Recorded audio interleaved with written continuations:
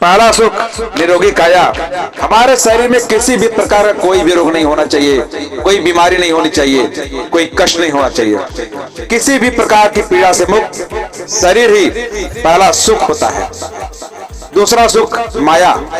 जीवन जीने के लिए, दान पुण्य करने के लिए और आनंद से जीवन व्यतीत करने के लिए हमारे घर में पर्याप्त माया हो, अर्थात पर्याप्त धन होना चाहिए।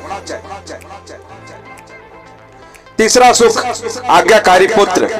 यदि किसी के पास अपार धन दौलत हो, रूप हो, गुण हो, ऐश्वर्य हो, इज्जत हो, लेकिन यदि उसका पुत्र उसकी ही आज्ञा नहीं मानता हो तो वे तमाम सुख सुविधाएं उसके लिए नरक के समान है। पुत्र का आज्ञाकारी होना अति आवश्यक है। चौथा सुख सुलक्षणा नारी।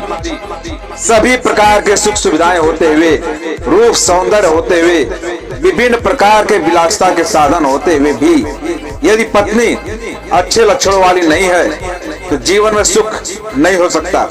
इसलिए एक पत्नी का सुलक्षणा होना अति आवश्यक है। पांचवा सुख राज में पाया।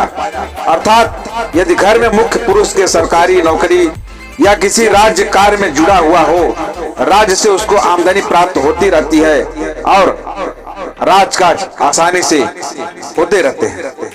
छठा सुख पड़ोसी भाया। हमारे पड़ोस में रहने वाले लोग इस प्रकार के होने चाहिए कि हमारे विचार उनसे मिलते हों और उनके विचार हमसे मिलते हों।